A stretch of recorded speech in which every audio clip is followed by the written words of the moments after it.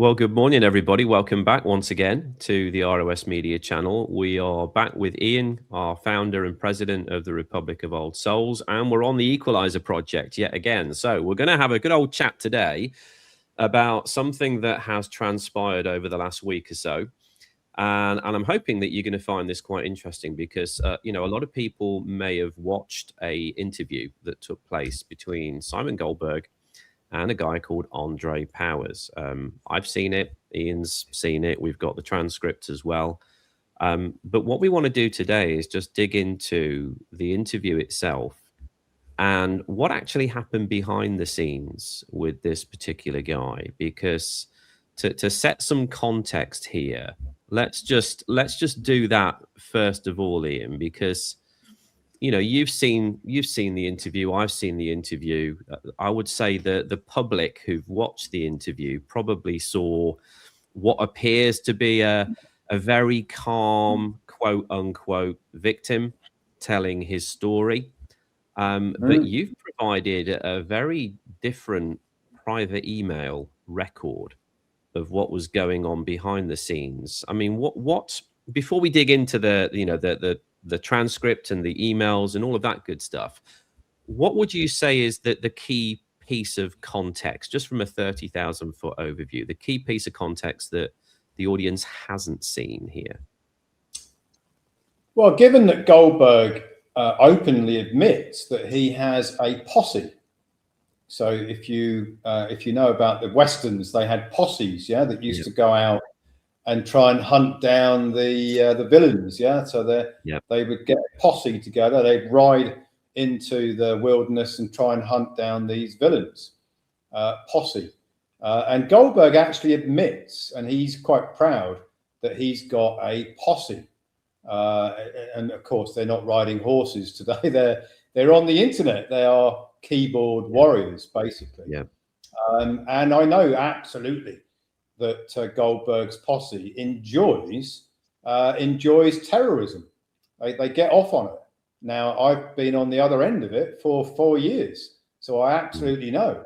Nearly everyone who's ever interviewed me on their channel has then been absolutely bombarded with Goldberg's posse sending emails, sending messages. If they've got the phone number of the interviewer, they'll bombard the interviewer with WhatsApp messages, claiming that they've been ripped off by me.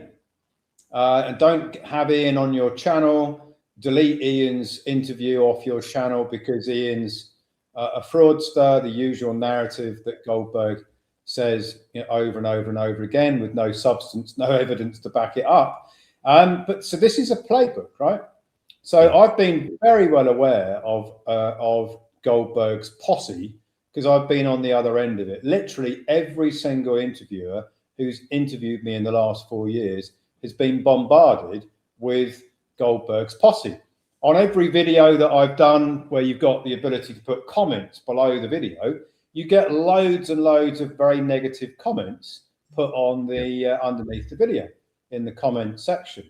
Well, who are these people that are making these comments? There may well be some people out there who don't like what I do and what I have done and what I'm planning to do, and that's their prerogative, and they're perfectly within their own rights to form their own view. But I say, and Mel Clark, who interviewed me, I think 3 times in the last 6 months, she's been looking into who are these people that are hammering the comments, and most of them seem to be members of Goldberg's posse. So there's no coincidence that Andre Powers was suddenly, he creates this victim persona. There's no coincidence. Now, if you look into Andre Powers, which I have done, and I'm happy for Andre to come and have a debate with me if he really wants to about what he has been doing with Simon Goldberg, and I'd be delighted to have a debate with him on some of the things that he's been saying on emails, which I know we're going to come to. Here's the bottom line, right? Why would a man who is in his later years, who is allegedly signing up for, our credit recoupment program. That's the recoupment of abandoned credit, which can take 6 months to a year with all, putting all the process in place before you actually get a receipt of your abandoned credit. Why would somebody who is allegedly terminally ill fund a process that could take longer than the amount of time that he claims that he is going to be on this planet and still alive? Why would someone do that? Surely if you were on benefits, which apparently he claims that he is, and you are basically on you're living on fumes, why would you spend £2,000 on a process that is not going to materialize until after you might be dead? Yeah. When you're short of money. Yeah. Why would you do that? No sense whatsoever. So, as soon as I saw it, I smelt a rat straight away, because, I don't believe anybody who's thinking rationally would do that, who would fund a payment, and then, within very short amount of time after funding the payment, demand a refund because allegedly he's read a review website that's all about me, which of course Simon Goldberg has created, the Ian Clifford stamp review website, which has been out there for he's created it, hasn't he? Why would someone who's terminally ill pay £2,000 for an administrative process and then complain and want your money back, or wanted his money back, because he's now found a website that was created by Simon Goldberg? It smelt to me straight away like a setup. It looked like a setup, and it had all the hallmarks of a setup. And I let it play out, and then we'll talk about what happened, during the next few weeks, as we go through this interview. But basically, that's the foundation. It looked very suspicious to me. I had very good reason, I believe, to look at it suspiciously, and I was right to have done so, as far as I'm concerned. Kind of let that play out and see what happened. Yeah. Okay. So as far as the actual the interview itself, the framing of the interview, from what I saw, like I said, it presents this guy Andre as a rational, calm, methodical kind of guy, and yet the email threads that we've received, and we're going to share some of this on screen so you guys can see this. There's no fabrication. This is just what we've received. We have redacted some personal information to do with our staff, as in home addresses and things of that nature, because it's only right that we do that. We don't want to plaster people's personal details and home addresses all over the internet. But other than that, the content hasn't been altered whatsoever.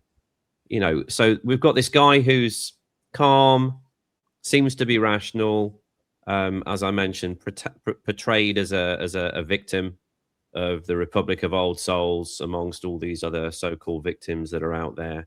And yet, just to paraphrase, and like I said, we'll dig into this in a moment and we'll show you guys on screen, the email language includes, phrases like scumbags and taking out the trash and you and your stooges are finished, and that's just the surface of the threats that are made in these emails. I mean, what is that contrast between how he was portrayed on the interview versus what we've actually received, and what our organization and members of our organization, hardworking individuals here, have received personally? What does that tell you, Ian? Well, it tells me that it's a setup. It tells me that Goldberg, in his quest to try and destroy what we do at the Republic of Old Souls, he tried to destroy Matrix Freedom and didn't succeed. And now he's trying to destroy Republic of Old Souls. And his tactics are, he learned all of these tactics, as I think we covered in a previous interview. He was running a payday loan type shop after he worked at Coutts Bank, and then he decided that he could go out and collect the debts. So he learned how to terrorize people to collect debt, and that's where most of his playbooks have come from. And then I think he became quite well known as somebody who could collect your debt for you. And his tactic, of course, is terrorism. So he's learned all of this along the way, and he's been doing it for 20 or so years. And there's plenty of evidence to back it up. And one of the things that I've noticed that he does is he normally either invents characters and then pushes his narrative through an invented character, or he brings people in, which is what he's done with Andre Power. He brings somebody in who's prepared to play out a part. So it's a bit like, you're going to recruit some people. You've got a local play that you want to put on in your village hall, and you want a villain. So you're going to have to go and recruit an actor that can come in and play the villain or play the victim. And in this case, it's Andre Power playing the victim. Now, as I mentioned just now, why would anybody in their right mind fund for a process that I've said many times can be 6 months to a year before it materializes? And then the other thing is, let's take a look at actually what happened here. Because of the well-documented and well-reported sabotage by Amy Sanger, David Ayerist, and a bunch of other people, Lisa Griffin, etc., we had to restructure how we were collecting the administrative payments for the administrative services. And one of the members had a company, and his company was being used temporarily just to collect some administrative payments until we got ourselves back on our feet with Republic of Old Souls, donations, bank accounts that could take in donations into the ministry. So just for a short period of time, this particular organization, which is one of our members, offered to collect some administrative payments. Now, in the contract, it's very, very clear that basically the 2,000 which Andre Power has funded, if it is indeed him who's funded it, because it might be Goldberg who gave him the 2,000 in the background, it's a donation. There is no refund in any of the contracts. It is effectively a donation for the Republic of Old Souls. And donations are not, they don't come with refunds. There is no right of a refund. Can you imagine walking into a church, just to make it really easy for people to get their head around? You put a £10 note in the donations tray, and then you go and have a coffee, and then you think, oh, I'm going to go back in there and demand that the church gives me back my £10 donation. And the church is going to say, no, you made a donation. We've cleared that tray away. That's gone into our donations fund. You don't get refunds of donations. And that's what Andre Power knew he was doing, was making a donation to the Republic of Old Souls using a company that is a member of the Republic of Old Souls to collect that donation, because we didn't have the banking facility set up at the time that the donation was made by Andre Power. So he already knew that there was no refund option.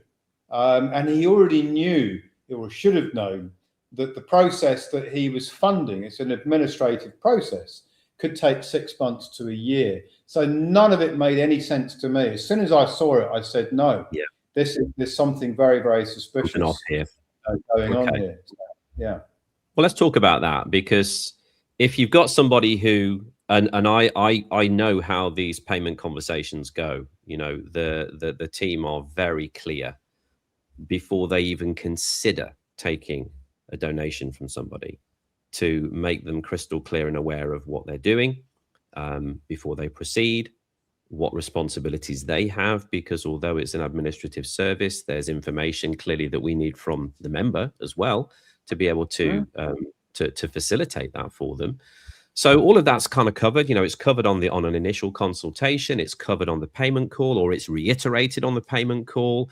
So there's these guardrails put in place, isn't there, before we even consider taking a donation, just to make sure that they are happy to proceed. Clearly he was, because he's made payment. He's made his donation. So if you've got somebody that is well aware that there's no refunds because it's a donation, and then gets in contact with Goldberg, or Goldberg gets in contact with him, and this narrative is then spun out and played out to the point where he now decides that I want my money back, then you've got to think of a way of doing that, haven't you? Because you can't just demand a refund. Like you said, you can't walk into a church having given a donation and demand a refund. It's exactly the same case with this guy as well. So I want to talk about the health condition side of things, because as you've clearly pointed out, if this guy was genuinely terminally ill, why would you even start this in the first place if you know it's going to take up to a year? Yeah. So what I'm going to do, I'm going to read. I'm going to read a segment, and guys, if you want to go, you can get the transcript for this. I'm not going to put the whole transcript on screen, but you can find the video. You can watch the video if you want to, and you can download the transcript word for word. And that's all we've done. Okay, so we're not trying to spin this in any one direction or another. We're just taking the transcript and exactly what came out of Andre's mouth. And 12 minutes in, to be precise, 12 minutes and 13 seconds in, Andre says the following. He says, I've got pre-leukemic conditions that have to be monitored. It's nothing to worry about. For me, I've had them for 15 years and I've managed it. It seems okay at the moment. As I say, it's just a constant. I don't worry about it, but I do have to monitor it. And I thought, right, what if I exaggerate those circumstances to Anita, who is the lady who took his donation, when I'm supposed to pay her on the 28th? And I said, I've got weeks or months to live. They can't determine exactly, I said, but, they're going to put me on chemo, but they doubt very much that it's going to be efficacious at this stage. So I said, it's pointless me carrying on giving you another £1,500. I won't be here. That is word for word what I've read from that transcript. So clearly on the interview, he has openly admitted that he's lied to get a refund. He's lied about his physical state, his physical condition.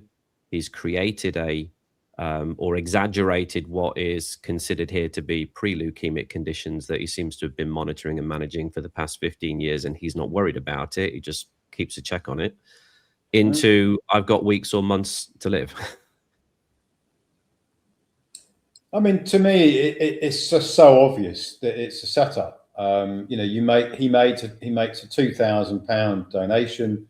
He's got a balance to pay. He's agreed to do that. It's all been disclosed up front. He's completely aware of what the payment profile is, or the donation profile of what he's doing. And then suddenly he's got this, this health condition which he hadn't disclosed initially, and he's not going to make the additional donation because of this, this dire health condition that he's openly admitting on his interview is fabricated. I mean, it just, everything about it is a setup to me. I've been, unfortunately, on the other side of some very, very devious people who've got very devious ways of doing things. And this, to me, is a very planned out, devious, playbook that Goldberg is using to try and get a lot of people to go, yeah, here's a guy who Ian has screwed, who Ian has defrauded. This poor old gentleman who's got health conditions. Ian's that dark and that nasty and that psychopathic that he doesn't care, and he's going to rip off people that are terminally ill. And that's basically what this is about.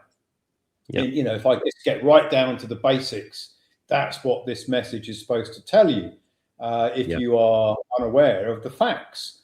Well, we did an interview last week about fact versus perception. When you look at the facts, then suddenly the perception that Goldberg is trying to portray, for me, falls apart very, very quickly. Yeah, agreed. And it's interesting that in the transcript, a few minutes later, having said what Andre said about his health condition, and basically just openly admitted that he lied to Anita to try and get a refund. He then talks about losing his temper as well. He said, and I quote, "I lost my temper. I mean, I genuinely lost my temper." And what I want to go into now is how this then escalated. So from initially pleading the dying man narrative, openly admitting that that was fabricated on the interview, but as far as we were concerned, we didn't know that it wasn't the truth. He then talks about losing his temper, and I want to go into the actual emails because there's quite a few of them. I'm not gonna go through all the emails with you guys. There's probably about 15 or 16 email threads backwards and forwards, sometimes several times a day, where he's been sending these, relentlessly sending emails, 2, 3, 4 emails in a day.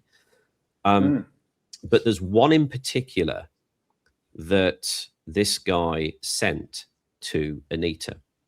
Now, I don't know whether any of you have come into contact with Anita, whether you have, whether she's taken a donation from you in the past for one of the protocols that we have here. But, I know Anita. I've met Anita on many occasions.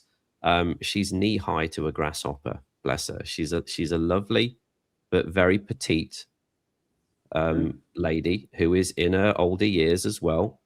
So she's in her 60s. She is not even 5 foot tall. She's very, very petite.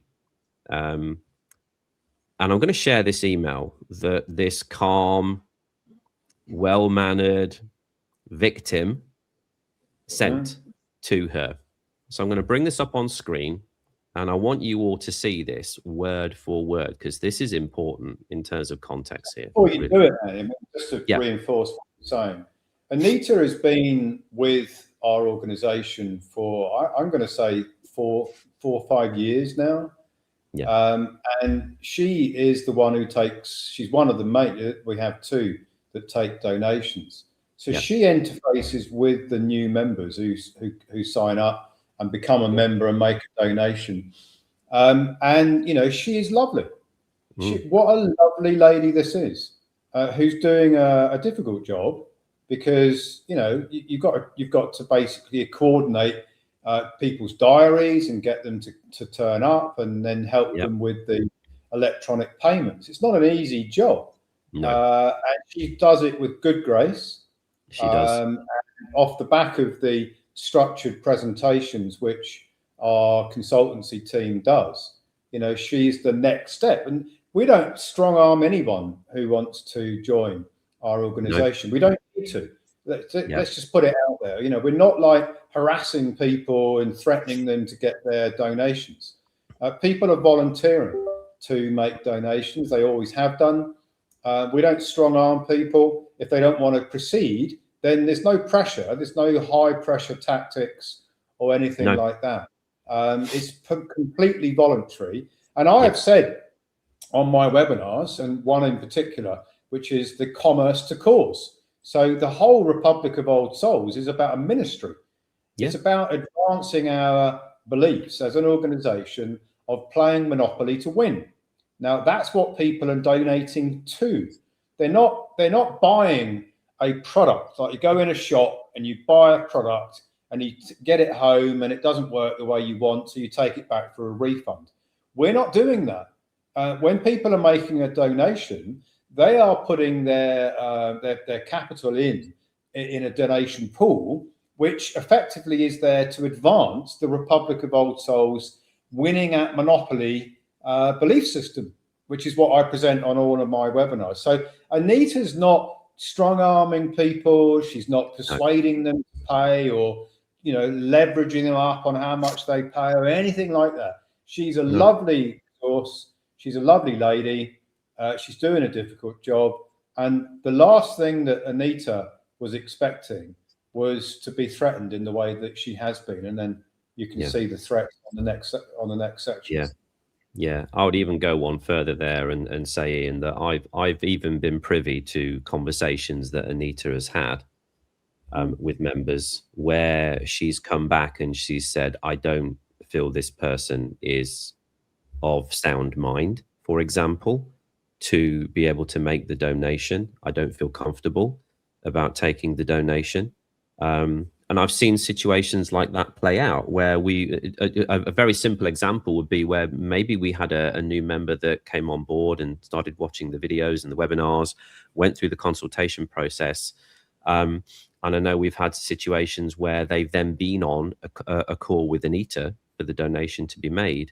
But at that particular point in time, they've maybe not been on some medication that they were on when they were talking to the consultant. So to the consultant's defense, they seemed perfectly okay, perfectly of sound mind, perfectly normal. Get on a call with Anita, completely different, because maybe they forgot their medication for the day or whatever. And something has become very apparent in between, which is why I mentioned these guardrails. And she's physically turned around and said, I'm not moving this person forward. I'm not taking a donation from them. It's not right. So just to give you guys some context of Anita's, moral compass with this as well. She's a very detail oriented lady as well. And it's not an easy role to play. So bearing all that in mind, and bearing in mind that she, like I said, she's not in younger years, lives on her own, and is like about 4'10". I think she's really tiny, petite little lady. This is what she received from this so-called victim. So I'm going to add this to the stage, and I'm just going to scroll this down a little bit so you can see. Okay, we have redacted personal addresses because we don't want those on there. So this is just part and parcel of the email that Anita received. And you can read this, and I'll just read this through. He's put here, unfortunately for you, I know Basingstoke very well and have dozens of friends in the area. So there's a lot of insinuation in this, for starters. Suffice to say, you are now being checked out in person and via drive-by, reported back to me. You have no idea who you are messing with, do you? Should my monies not appear, return to my account by Monday at 2 p.m. latest, so he's given a deadline, the following scenario is going to unfold. At a time next week we deem most appropriate, day or night, my two nephews, who are coming to pick me up from Wales, both serious ex-military, will drive me to your front door. They'll stand at your gate, and they are purely to ensure no one lays so much as a glove on me. So this guy has only got his own personal interests at heart anyway. They've advised me to wear a clear anti-acid head or face mask in order to protect me in case you, this is Anita, feel minded to assault me with such chemicals. So he's even insinuating that Anita is going to perform some kind of acid attack on this guy to begin with. Moving on a little bit further down, you will be asked to pay £2,500 in cash at that time or via proven bank transfer. The extra 500 to reflect my further costs in having to come down there. So he's now basically trying to extract more money out of Anita. But here's the consequences. If you don't, then I will enter your house and destroy it.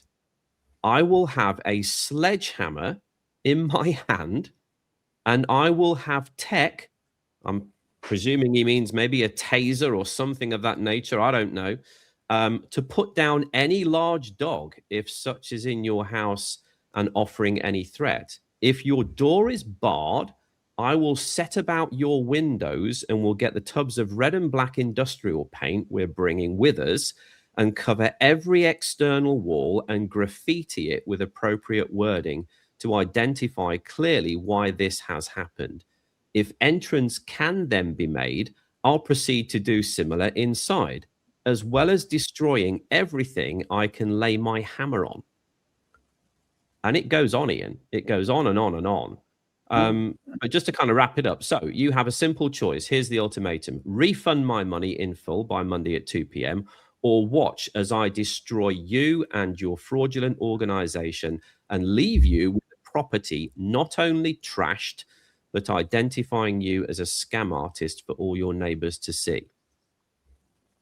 He's put, you now refund me my monies, or all hell will be unleashed upon you, or more pertinently, your house, your car, if you have one, currently being researched, and your reputation for whatever that might be worth. Last chance, Andre Powers. And just to be fair, I have also redacted Andre Powers' personal bank account details that he left there at the bottom, because we're nice like that. So let me just, I'm speechless, Ian, to be fair. I mean, I've read this and I've read this and I've read this, but every time I read it, when I think of Anita and I think of, you know, the demeanor of Anita and who she is, I mean, how did Anita react when she got that email? Well, she was terrified, and I've come from a different background to Anita. You know, I grew up in a comprehensive. I went to school, comprehensive school, and you know, lots of people make lots of threats. Yeah. But she's a more delicate. I think has a more delicate background than that. And you know, if somebody's going to threaten me with that kind of language on an email, I would take it with a pinch of salt and just say, okay, fine, this guy's off his head.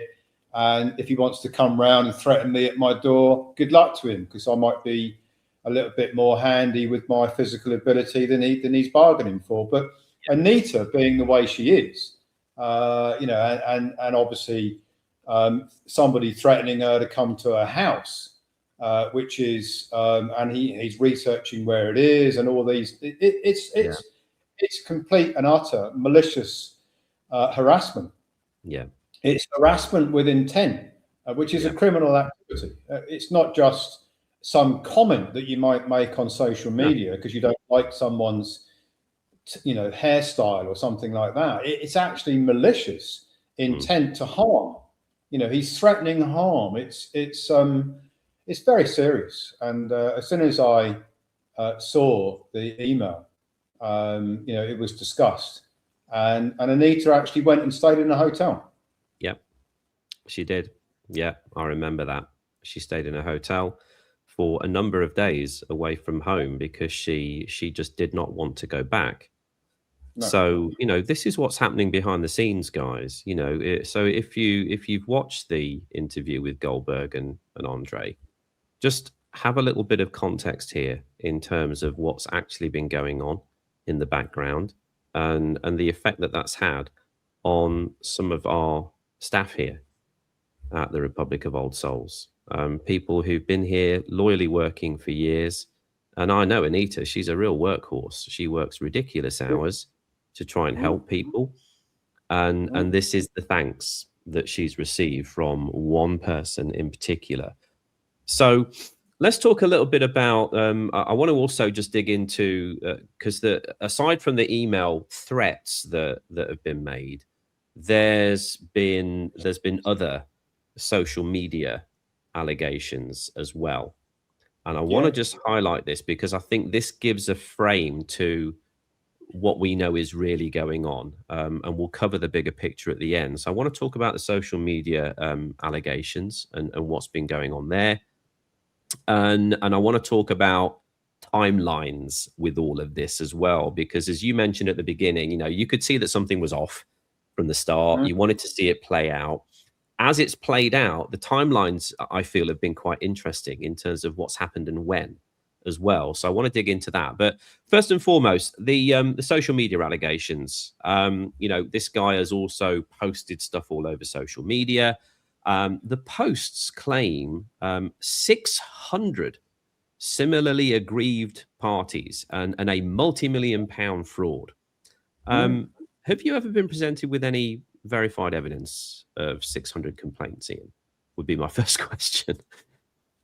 Well, if anybody would know whether there were 600 complaints, I think Anita would know, because she is taking the payments, right? She's taking the donations. Exactly. And she's not aware of them, and nor is anybody else. And just to be clear on this, nobody pays me anything, right? So I want to dispel a bit of a myth before we go any further, right? So a few months ago, there was a myth going around that, and it was spread by David Ayerist, who actually got it from Simon Goldberg from a few years before, right? Apparently, according to Simon Goldberg, who was then, working, in my opinion, working with David Ayerist in their conspiracy together, there is some central fund that everyone pays into at Matrix Freedom. So I'm going back into the past now. There is a central fund which is all owned by the members. What, like a members pot? Oh yeah, this is the narrative that Simon Goldberg put out there, right? So it's like everyone who is funding for different processes in the Matrix Freedom days, we're all putting their money into a centralized pot that everybody who is a member had a share of, right? So it's like a collective, charity-based organization, right? Right, okay. So that's the narrative, and he's put it out on social media. He's put it on websites. I've heard him talk about it on his videos. And apparently, I have stolen the funds from it, right? So this is one of the narratives that he was spreading a few months ago in and around September of 2025 that David Ayerist then picked up on. And apparently, I have stolen the membership funds, right? Because there's a centralized pot, and all the members have got a share of the pot, and I've come in and I've stolen the funds and spent them on my wife. Okay. And spent them on a lavish lifestyle. That's the story, right? So there's a little bit more background here, right? Now, if that were true, which by the way, it's complete fabrication, but if it were true and 600 people had funded and then wanted their funds back, how would that work in the narrative that Simon Goldberg has already been putting out there? It doesn't make any sense, does it? No. If you actually own the funds that you're paying into, you have a share of the pot that you're paying into, why would you want a refund? Yeah. It makes no sense whatsoever, does it? I would love to cross-examine Goldberg on many points, but that's one of the points that I would cross-examine him on. You can't have it both ways, Simon. It's either a centralized fund that all the members have a legal right to a share of, or it's not. You can't have it both ways, right? No. Now, the latest story is that 600 people have funded payments. We don't do payments, we only do donations, and they're all chasing for a refund. Which is a complete fabrication, because there's nothing in any contract that says that they're entitled to a refund, and there aren't 600 people chasing for refunds. No. So everything about it is a complete fabrication. Most of the things that Goldberg says are complete fabrications. I think probably for me, the only thing that he might get right is he might actually know his own name, if indeed it is his name. That's about the only thing that I can think of that he actually gets right some of the time, because then he starts calling himself the Spaniard. So, is that really his name, or is that another invented character that he puts out there to try and fool people? Okay. So when we think about these posts and these allegations, because some of these allegations are very serious, aren't they? We're talking about 600 complaints. They're talking about the Post even estimates 100,000, possibly up to 5 million that's being taken on a weekly basis. There's some really, really heavy allegations here, criminal allegations, basically. That's what we're talking about here. And the reason I want to talk about this and touch on this is if somebody makes public criminal allegations before actual court findings or factual findings, what are the legal implications behind doing that? Well, it's in the law, it's called malicious falsehood. It's actually a tort, if you understand what torts are. Torts are damages that you can actually pinpoint what they are. They fall under a category. And malicious falsehood, which is with intention, you see, it's all about intention.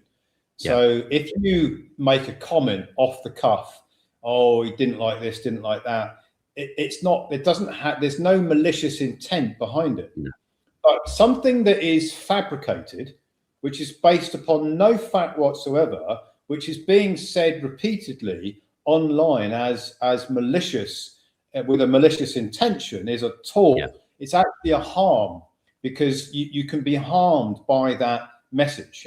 It's not just a throwaway comment. You're not watching a football match and somebody's having a go at the referee, and it's all a bit heated and it's a bit emotional. No, this is a bit like murder. It's predetermined, it's premeditated, it's carefully thought out.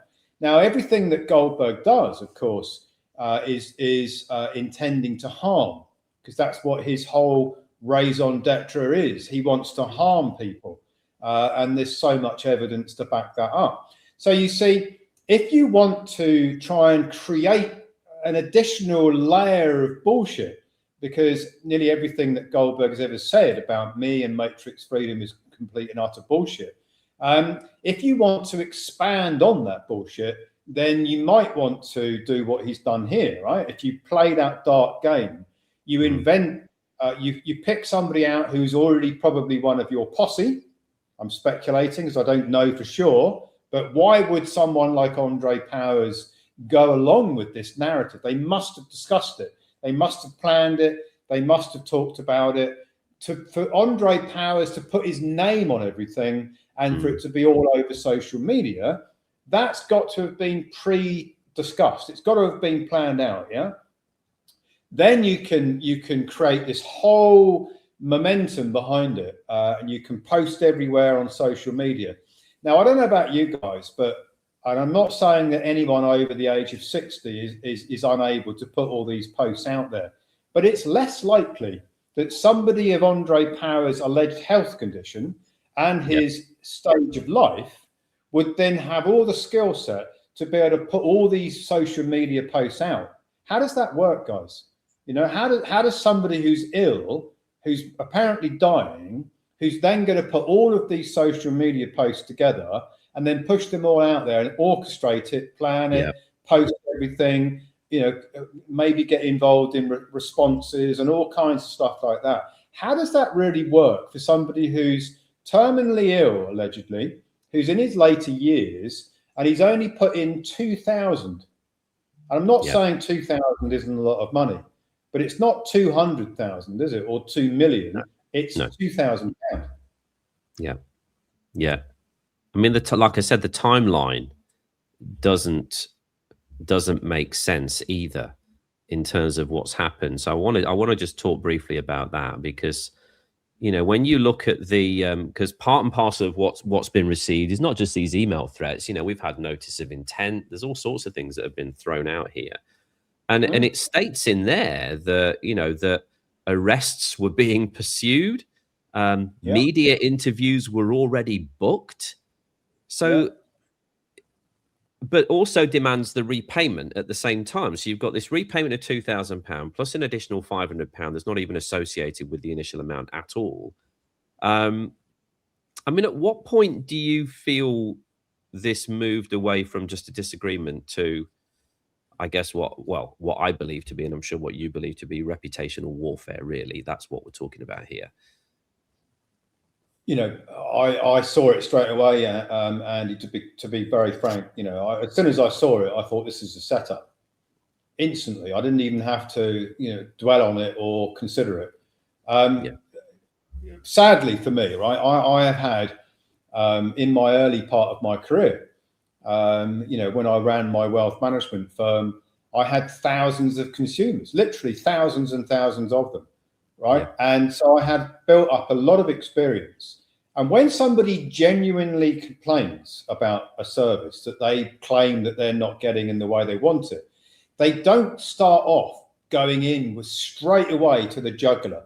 They just don't do that, right? They normally fire in something which is like, I'm a bit unhappy about this, or you haven't come back about that. What are you going to do about it, right? Because they actually want the service, right? They actually genuinely want the outcome of whatever it is they funded. And they don't normally come straight in with a load of allegations and threats. That's very, very unusual. And I have got exhaustive experience in working with consumers, right? It normally escalates. It normally starts off very gentle, and then it escalates a bit, and then you ultimately you resolve it. That's normally the journey that you go on, right? Now, some people who, like this, obviously here, there is a plan, and this isn't the first time this sort of thing's happened to me, right? No. Some people target you. I'll just tell you a little story about employment, right? So I used to recruit a lot of people. I had a big organization. There were lots of people who were being recruited. We were growing very rapidly. This is 25 years ago, right? And I got targeted by a group that were coming for interviews. So their plan was to sue me for not employing them. It was a malicious plan, right? Okay. So they weren't interested in joining my organization because they wanted to be employed. They wanted to get compensation. So some of them came for interviews, and they weren't suitable for the position. So straight away they fire in complaints, harassment, complaints, and you know they're being discriminated against, etc., etc., etc. It's so obvious that that is a setup. And as soon as I saw Andre Power's first email, and, you know, I read it and thought, no, this is a setup straight away. I didn't know at that point that it was Goldberg involved in it. No. I thought it might be just somebody else who is maybe being set up by a journalist, because lots of journalists might try and do something like that, where they set it up so that they've got a story and they create the problem. It's a bit like, controversially, it's a bit like what Donald Trump is doing at the moment, you know, bombing around. You know, they claim it's the other side. Yeah, it's the other side. They did it to us, so we can bomb them now. Yeah, so you create some people create the problem so that they can then wade in with what they say is the solution. And that's what I saw straight away with Andre Powers. Yeah. I mean, we had this escalation immediately, didn't we, to media, judges, serious fraud office, FCA, arrest threats, all simultaneously, all kind of at the same time. Let me ask you something else then, based on your past experience. Do you feel this follows a recognizable pattern of intimidation? Well, having looked at, in great detail at the Simon Goldberg private criminal prosecutions, I've been asked to review on behalf of 6 individuals that he is trying to sue within his private criminal prosecutions. I've been sent all of the witness statements. I've been looking into what's been going on. I'm not advising people on what to do about it, by the way. I'm just looking at it from a forensic evidence point of view to see if I can spot patterns. And one of the patterns that I can see, very dominant patterns in all of these private criminal prosecutions, where Simon Goldberg, believe it or not, is holding himself out as a prosecutor. Now, if you're going to be a prosecutor, you've got to have a very, very clean record. you shouldn't be taking private criminal prosecutions on unless you've got an exemplary record yourself. You can't come into that with dirty hands. You can't come into it with a whole load of murky history. You've got to, if as a prosecutor, you've got to have very clean hands. You've got to have a very clean track record. I don't see that at all in Simon Goldberg's background. I mean, the guy's been bankrupt twice. He's got a history of terrorism. He's been working with debt collection firms to harass people and terrorize people to pay debt, whether it's due or not, doesn't seem to matter. He uses terrorism in all of his processes against the banks, which is when he holds up the Spaniards won again on his YouTube channel, White Rabbit Trust. It's the Spaniards won again. Yeah, well, you can win by intimidating people and threatening them. And some people give in because they can't be bothered to take on the fight. And some people are genuinely, concerned about the threats. He's been threatening me for over 4 years with all manner of threats. So it's nothing new for me. But, you start threatening someone like Anita. Again, I did an interview with Mel Clark a month or so ago. And I said, Goldberg has crossed the line because he started making social media posts about my wife. That to me is, you can have a disagreement on the Monopoly Board of Commerce about what he does, what I do. It's up to the audience to decide. Yeah. But when you start going after people's loved ones and threatening them, that's just like crosses the line. That's not on. Me. Yeah. You're going after Anita, who's lovely. He's going after my wife, who's also lovely. They don't deserve it. I'm big enough and bold enough, and I've got broad shoulders. To me, just brush that stuff off. But people who have got a more fragile persona, it's just wrong. Everything about this is just wrong. Yeah, it's bullying, isn't it? There's no other word for it. It's out and out bullying, and it's uncalled for. So in terms of the bigger picture, I wanted to ask you a question surrounding that as well, because, well, my question is, why? Why do you think these attacks seem to intensify whenever the Republic of Old Souls gains traction? Well, I've got my theory, and I've said this for a long time, that Goldberg commissioned a report. It's called the O'Keefe report. It's written by somebody who, for me, sadly, has got the MBE. I mean, that's the last thing I'd ever want in the world is an MBE. Why on earth would you want to represent an organisation, the British Empire, that has caused so much carnage over the years? It's a subject for a different day, but I certainly would never want to go around being proud of the fact that I've got an MBE. By the way, I haven't got one, and I never would accept one if it was offered, by the way, because I've been on the other end of the Crown's persecution of me since 2010. I'm a whistleblower. I'm the guy who tried to blow the whistle on the banks for defrauding the consumers out of £90 billion. I've been on the other end of the Crown's vendetta, and it is a vendetta. Make no mistake about it. It's a vendetta. Why on earth would anybody be proud to be part of that? They're, in my opinion, and of all the evidence that I've got, and the references that I have lived through and the experiences I've lived through, the Crown is a very dark organisation run by some very dark people. Now, it's my opinion, and I'm speculating, that Simon Goldberg, who fits that category very, very very nicely, doesn't he? He's very dark, uses terrorism, he uses threats with menaces, he invents characters. So brings me on to, the threat that I received only very recently from Andre Powers. Allegedly, Andre Powers knows the police commissioner in North Cyprus. Apparently he knows it, right? And, he's in dialogue with the police commissioner in North Cyprus. And within a few days, I'm going to be arrested in North Cyprus, taken over the border, and then whisked away into the high security prison network in the UK, is the threats that I've been receiving from Andre Powers, which obviously is Goldberg. Yeah. So when you look into that and you think, okay, fine, I've made it publicly known that the FCA's case, the Order 34/2023, has no substance. And I've broken it down into 3 categories. Number 1 is Alistair Mackenzie.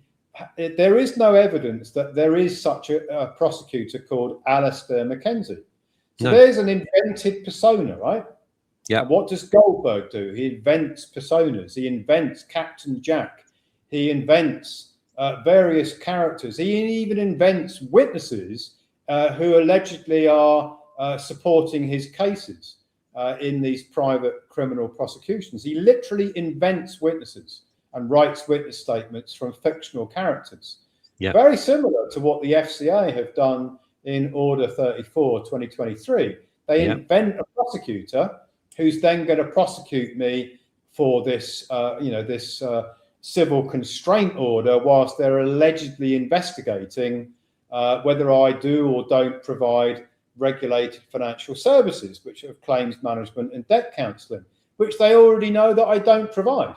Yeah. So there's a few parallels here, right? So you've got the FCA inventing a prosecutor, you've got Simon Goldberg inventing characters who are going to create websites. Captain Jack is the most popular one that he's been using for the last 2 to 3 years. Then you've got the fake investigation that the FCA claims that they're investigating whether I'm involved in claims management, and they already know that I'm not.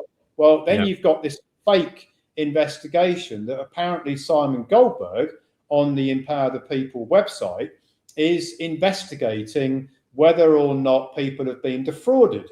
And you can pay in Simon Goldberg's crowd fund, which, by the way, he hasn't got a license for, and he's in fact breaching the general prohibition, which is a 2-year jail sentence if he was ever convicted, for raising money on a crowd fund without a license to do so.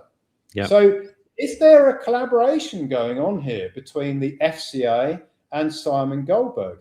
And then you've got the service thing, right? So I say the FCA never served the documents on a registered address.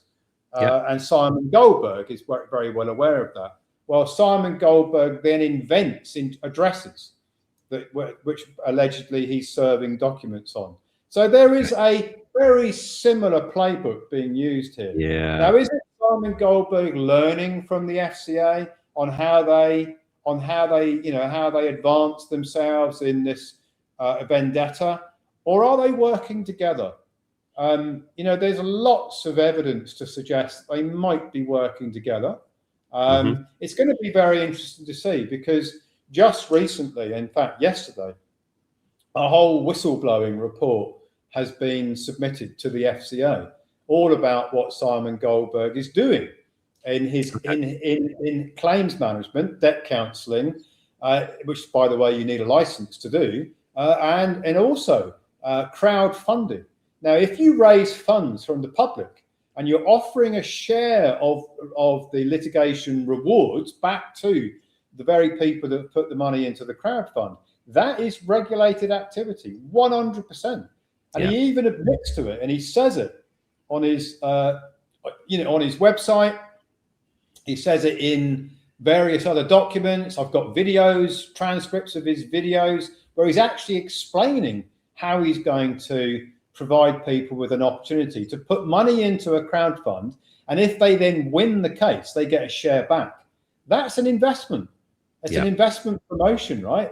You can't do it without a license. So what I say is Simon Goldberg working with the FCA? Is he on their payroll? Has he been given a pass? Is he being given an exemption?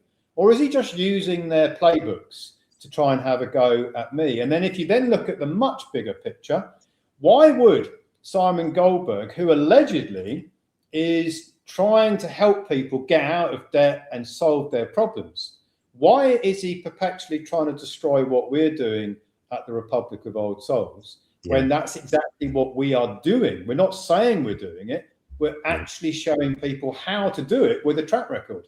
So why would you try and destroy an organization that is doing what you claim that you're doing? Why would you do that? You know, why would you go out of your way to try and destroy Republic of Old Souls, which is genuinely trying to get people into a much better position on the Monopoly Board of Commerce, when that's what you claim that you're doing? Why would you do that?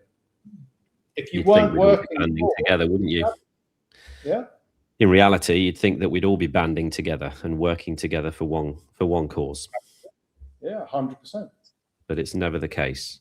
And what really aggrieves me is not just the emotional impact that situations like this can have on people. Like you said, you brushed it off. I'd probably brush that off and think the guy's just a lunatic. It's just blowing smoke. But for people like Anita, that's been a really traumatic experience for her. Leaving home, staying in a hotel, not wanting to go back, and then getting to a point where she doesn't want to be in the hotel anymore and wants to go back, but is still nervous and a little bit scared about doing that. It's just horrific. It really is. In my experience, and I have had, I played football at a high level. Football is an interesting place to learn when you're a kid, right? Because a lot of people that play football come from very broken backgrounds. They come from broken homes. They're good at football. Socially, they're very aggressive. They want to fight you on the football field. They want to fight you after the match. They want to fight you before the match because you might be a player that could win the game for the other team. All that kind of stuff. I lived all through that. Yeah. I lived through a very rough. I'm not saying this because I think that people that live in council estates are rough people, but they're from a lot of them have got a very challenging lifestyle. I lived right on the edge of a council estate. Most of my friends came from the council estate. Most of the people I played football with came from the council estates. They had broken homes. Fighting was generally accepted as how you resolved your differences. In fact, the very first senior school I went to, they actually had, you'd never get away with it today, but if there was a dispute between two kids, the teachers used to get a ring of lads, and then the two who had the dispute actually fought it out in the ring, literally with no gloves on. It was a bare knuckle fight. Proper bare knuckle fight. Yeah. And that used to resolve it. You'd never better do it today. Of course, I'm going back in the late 70s, early 80s here. You'd never do it today. Now, if Goldberg wants to have a proper substance debate, I'll offer it again. I've offered it so many times. What I do is all out there, right? What we do at Republic of Old Souls, it's on our websites, it's on our media channels, it's in our webinars. We don't make any secret of what we're doing and how we're doing it. It's all Ben. It's all out there, right? I've written a clean law papers. Everything that we're doing is open source. You can come and have a look at it. And if you don't like it, that's up to you. If you like it, you're very welcome to become a member, right? Goldberg is a closed book, right? You can't see what the guy does. Now, why is that? Just ask that one question. If you're that good at solving people's problems, why is it the case that nobody actually knows what he offers unless you're on the inside? Unless you've paid to get on the inside to begin with. Yeah. So if Goldberg wants to have a debate, substance, not bullshit, not slanging match of he said, she said, or he said in this case, but what actual substance. I've offered in this debate many times. Simon, what is it you're offering your membership? Let's have a look at it. Does it work? And then let's have a look at what we offer our membership. Does it work? Let's have that debate. I'd love it. I would absolutely love it. He'll never come to the table in any substance, with any substance behind. All he uses is these very, very in a Neanderthal media kind of threats, and uses, it's all fraud and Ian's this and Ian's that. It's just like being in the playground when a kid used to hurl abuse at you in the playground that had no substance. It's just like that. I don't think he's ever really grown out of the playground, to be quite honest with you. Well, there's an open offer, and we can do that here. I'm more than happy to just be the mediator, the presenter, and you guys can have a conversation, an open adult conversation about the substance, about the processes. I'm more than happy to do that. More than happy to do that. I'm not interested in he said this and I said that. I'm not interested in any. No, it's not meant to be that way, is it? That's not what we're talking about here. He's got 5 or 6 processes which he allegedly provides. We've got a whole series of protocols. Let's talk about what are they? How do they work? Do they actually work? And what's the evidence? That is the debate I want to have with Simon Goldberg. Okay. Well, we've put that out here publicly again. And like I said, I'm more than happy to just be the mediator between the two. I can have a series of questions from you. I can have a series of questions from Simon. We can go through them all one at a time. More than happy to do that. And just keep it open. I mean, for me, Andy, it's about, I'm sure most people are bored between this, this incessant battle between me and Goldberg. I didn't start it, by the way. I genuinely didn't start it. He started putting his videos out there about 4.5 years ago. And he's never stopped ever since, and his websites and everything else. So, if you want to draw a line under it, let's have that debate on the substance. The audience, I don't think they care what Simon Goldberg says about me. I'm sure they don't care what I say about Simon Goldberg. No. What they care about is can we give them remedy to their problems? That's what people care about. And that's the debate I want to have with Goldberg. Is he solving people's problems, or is he causing more problems? I know what we're doing. We are all about solving people's problems and giving them a better experience on the Monopoly Board of Commerce than they've currently got. That's what we're all about. And then we're into the Freedom Plan, which is really the big driver of what we're doing. What is Goldberg's actual intention? Is it just to make some money, or is it actually to genuinely help people who are experiencing problems? That's the debate I want to have with Goldberg. It's open to you again, Simon. I know you're going to watch this, so that it can't be confused. I'll say it very slowly because I know you're a bit slow on the uptake sometimes. I want to debate you, Simon Goldberg, on what it is you offer your members. I'm not interested in this excuse that you keep putting up, which is, oh yeah, it's all private and we don't talk about it. It's only if you're a member do we talk about it. I'm not interested in that excuse. I'm interested in knowing what it is you say you offer your members, and how is it supposed to work, and does it actually work? What's the evidence of it actually working? And I will do the same. By the way, all of our processes, protocols are all out there in the public domain. All open source, So that's the debate I want to have with you, Simon. On record, I've just said it, so it can't be confused. It can't be distorted. It's not debate about your website, my website. It's about what we both offer to those seeking remedy. That's it in a nutshell. Yeah. No, I think that's a great idea, because like I said, I don't really understand why we have these scenarios that keep taking place.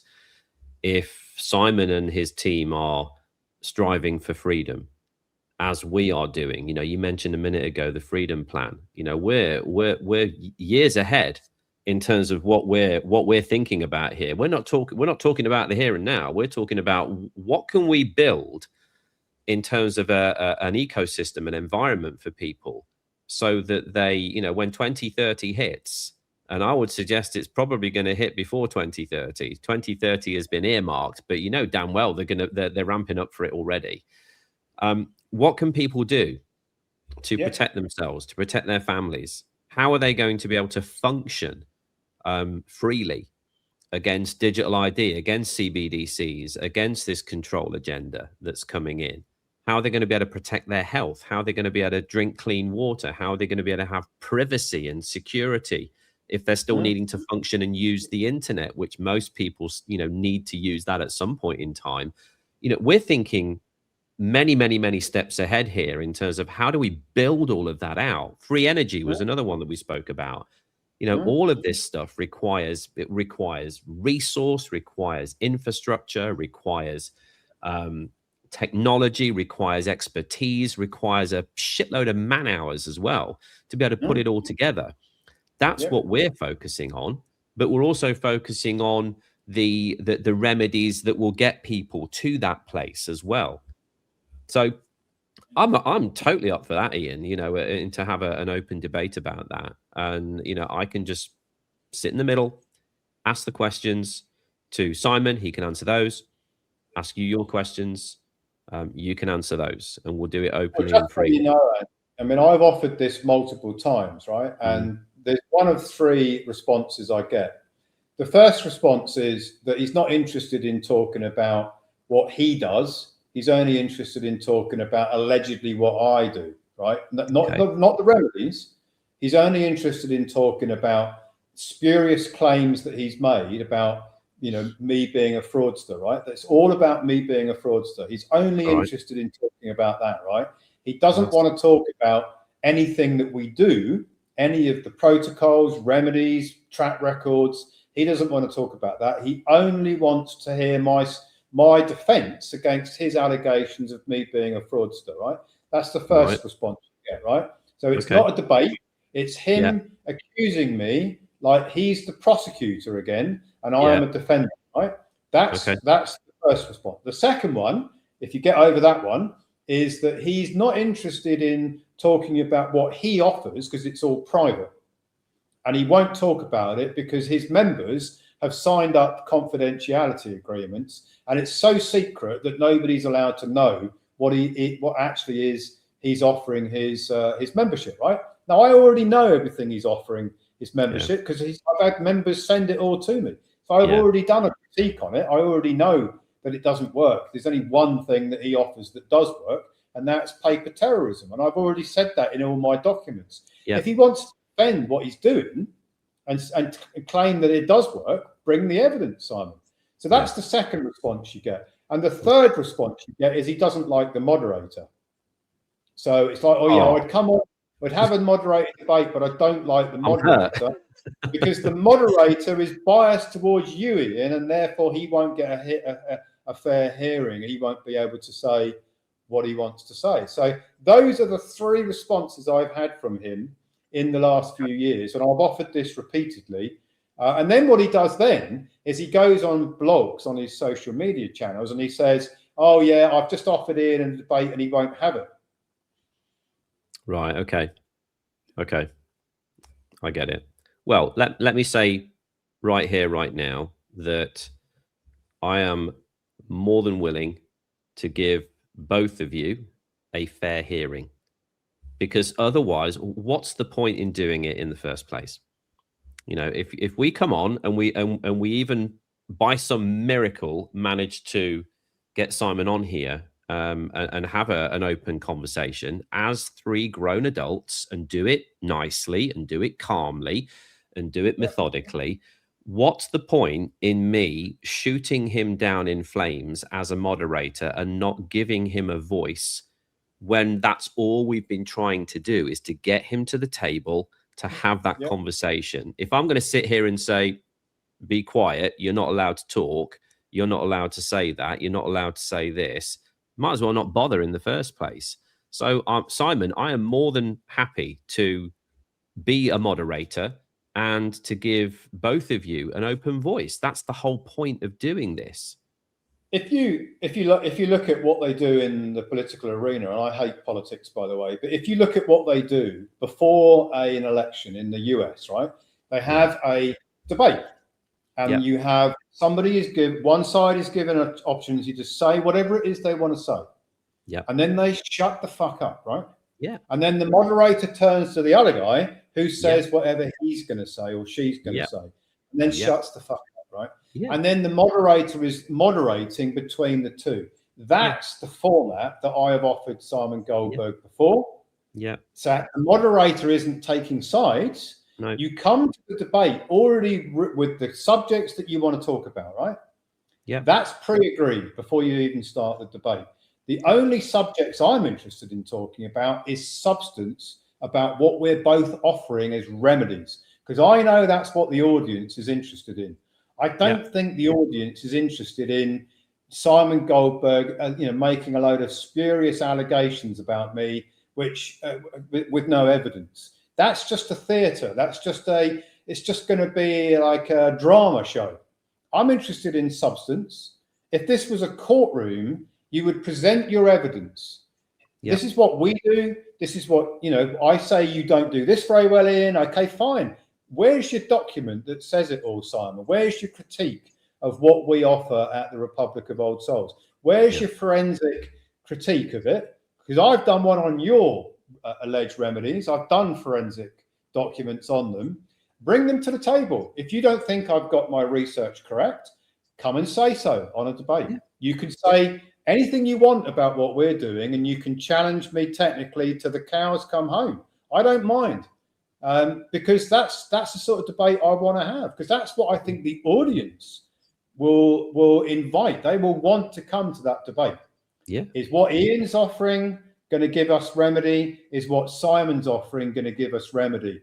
That, to me, is the debate that people actually want, not all this other bullshit. Yeah. Yeah.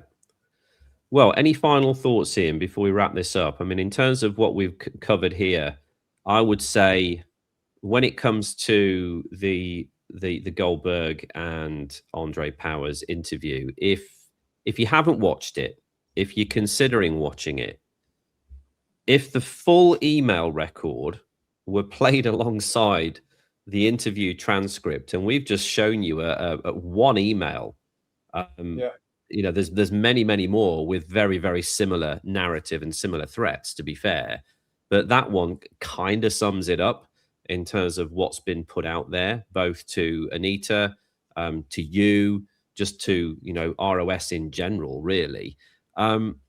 If all of that email record was played alongside the actual transcript of the interview for somebody to see, how do you think the public perception would shift at that point? Well, I think when they saw that there's been a crime report made and there's a crime number, when they see that Anita and Kieran wrote witness statements and submitted them to the police, when you see the emails that Andre Powers has written, if it is him, I actually think it's Goldberg who's written all the emails. When you also consider the fact that when you track the origin of the email, you can see it's come from a Windows desktop. Yet all the emails are sent through an iPhone. Now, if you know anything about technology, you know that when you send something from an iPhone, there is no tracking address. It just says it's an iPhone. It could be from an iPhone from anywhere in the world. It could be literally anywhere in the world that emails are sent. So what Goldberg has done, in my opinion, is he's written them on a Windows machine, and then he's sent a file to Andre Powers' phone, or he's got Andre Powers' phone, and he's pasted them into the iPhone, and he's sent from the iPhone so that it's not easy to track who's sending the emails. Because I don't believe for a moment that Andre Powers has actually written these emails. I believe these emails are written by Simon Goldberg. I think they're pasted into an iPhone and then they're sent from there because it's very difficult to track them. But Goldberg made a big mistake in that he left some metadata in some of the emails, which you can actually track which PC was used to write the message. And that is all in the police report. Yeah. So I don't really have an awful lot else to say on this matter, other than it annoys me that it wastes our time. It really does. It's wasting my time. It's wasting Ian's time. It's wasted Anita's time and her emotion and her energy, Kieran as well, and many, many other people within the organization who are working incredibly hard to deliver. And if we didn't have all this shenanigans going on in the background, we would have delivered by now, quite frankly. We would have delivered beyond expectations, I feel. We would be having very different interviews right now. And that annoys me. It does. But we press on, you know, and the whole purpose of doing these interviews, even though to some extent it does feel a little bit annoying to have to do them, we do it because we're pushing forward with the truth. We're pushing forward with transparency. We're pushing forward with freedom. That's what we're trying to achieve here for everybody. It's not about the money. I've said it so many bloody times. It's really not. You're going to reach a point in life where money isn't even a thing as we know it in today's world. CBDCs are going to be a reality. Your spending habits, your purchasing habits, if they're not already tracked and traced as it is, they're not only going to be tracked, traced, but they're going to be controlled. And that is something that people really need to understand. Because you can reach a point where you want to go and do something. You want to go and be able to buy a plane ticket or buy a coach ticket and travel somewhere, and you're not going to be able to because of that silly little post that you put on Facebook or X the other day. That is the reality of where we're heading. How do we get past that? How do we navigate that in the future? How do I, as a father, navigate that with my kids to make sure that they grow up in a world where they do have a measure of freedom? That's what pushes me forwards to do this, not the money, because the money will become completely irrelevant sooner than you all think. So we're going to according to Goldberg's, you know, he claims that I'm making millions a week. I think it was one of the claims. Well, wow, Simon, let's be fair, man. If I really wanted to make millions a week, I would just use my skill set of being able to trade the markets. Yeah. Which I've built many algorithms to do. And I wouldn't bother with all of the infrastructure of this whole organization and go through all the stress and be arrested and having to live in you know, constructive exile in North Cyprus. If all I wanted to do was to make some money, not only would I be recouping my abandoned credit, which I know all about how to do if you read my research papers, but I'd just trade the markets. Yeah. Why would I bother with all this lot? It doesn't make any sense whatsoever. If people actually knew my background and knew what I've built in the past, if all I wanted to do was to make some money, I would just do two things: recoup my abandoned credit, stay quiet, which I know all about how to do, and we have got a track record of checks coming in, and I would trade the markets with the algorithmic systems that I've built in the past. I wouldn't bother with all this. Why would I bother with all this stuff if I was only interested in the money? To be fair, Ian, you could take that a stage further and say that if you were only interested in making money and had no moral compass and that you were quite happy to rip people off, then why would you have even blown the whistle in the first place? You'd have accepted the deal. You'd have accepted the deal they offered you, because I'm sure it would have been a very lucrative one. And none of this would have even transpired as a result, wouldn't it? In my experience, fraudsters do not blow the whistle on the banks. No. End of. Yeah. I've blown the whistle multiple times on the banks. I've blown the whistle on Richard Clay, who went to jail for 10 years. Yeah. Why would I do that? Why wouldn't I take the 10 million that he offered me? It's all in one of our recent interviews. If I'm a fraudster, Simon, why wouldn't I have taken the deal from HBOS? Why wouldn't I have taken the deal from Richard Clay, who offered me 10 million? What HBOS offered me was a lot more than that, by the way. Yeah, exactly. So guys, some serious food for thought today, really. I hope that you've enjoyed it. We're going to carry on doing these. We're going to be pushing these out as much as we can on socials as well. Please share the content. You know, it seems that social media only goes viral when it's bad news, and that's a real shame. I would love to see some good stuff going out and getting viral on social media. So please share the content that we've got. You'll find it on the ROS Media channel. If you're part of our Telegram group, we post in there as well regularly. And if you're into Telegram and you're in other groups, then again, you know, it's a very, very like-minded network of people, I feel, within Telegram. So please share the content there as well. We're going to be breaking some of these videos down into smaller pieces, hopefully as well over the coming weeks, so that we can do them in bite-sized chunks and you can kind of digest a little bit at a time on a daily basis, rather than sitting here for 2-3 hours and watching an entire video. So there's lots of things that we're trying to do to make the consumption of the content easier for you as well. And we'll carry on doing them, you know. So coming up, there's going to be a series of interviews that Ian and I are going to be doing, specifically targeting just some of the ideologies that are out there, not targeting people, not targeting organizations, targeting beliefs surrounding an ideology, and whether that ideology is actually going to work for those individuals. Is it going to work for them? Is it going to give them the peace that they feel it's starting to give them now that they're believing that this might be a solution? Or is it in actual fact going to get them into a worse situation? So we're going to start breaking some of those down as well, and looking into some of the technical papers that Ian's written on those ideologies too. There's lots to look forward to and lots coming up. In addition to that, we've also got our webinars at the weekend, and we're going to be doing, and have already started doing, a separate Q&A. So we're going to be shooting a Q&A video to our webinar that we had last Saturday. That's going to be coming up over the next couple of days, so that if you were on the webinar, you'll get your question answered. Okay, so look out for that as well, and look out for the next episode. Till then, we wish you a great day, and we will talk to you all soon. Bye for now. Bye for now.